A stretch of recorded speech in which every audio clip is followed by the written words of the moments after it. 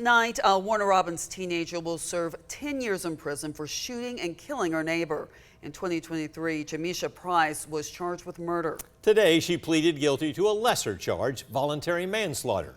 Houston County District Attorney Eric Edwards tells us Price claims she acted in self-defense. Maggie Fitzgerald is in studio tonight to break down today's decision. Frank and Lori, I spoke with DA Edwards today about what happened back in September 2023. That's when 64-year-old Enrique Burgess was found shot on the front porch of his own home in Camellia Circle. He died at the hospital, and his neighbor, Jameshia Price, was 15 at the time. She later admitted to shooting him, but did not admit to murder, which changed the course of this case.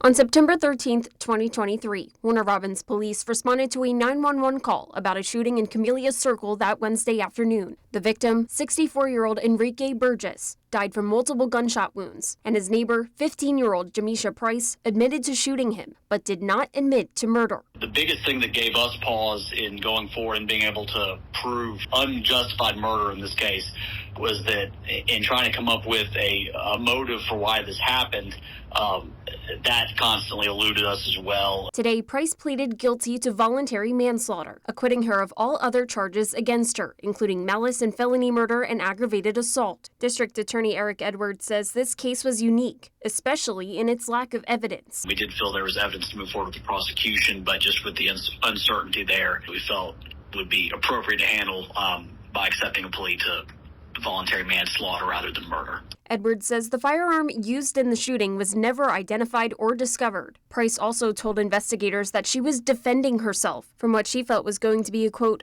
violent sexual attack, despite there not being evidence supporting her claims. We gave consideration to what if this was some sort of planned robbery, since this was a neighbor who she knew well. She'd been in his house multiple times. But investigators found no evidence of stolen property from the home, and there were also no witnesses on the scene and no video cameras in the area to capture what unfolded. It's definitely a disheartening case for the community that a young person has now basically forfeited a large chunk of her life, especially compared to her young age now, over gun violence. And Price will serve 10 years in prison, followed by 5 years probation. She has already served nearly 20 months in the Houston County Jail. I also spoke with members of her family tonight. They called the sentence, quote, excessive due to her claims of self-defense. Back to you.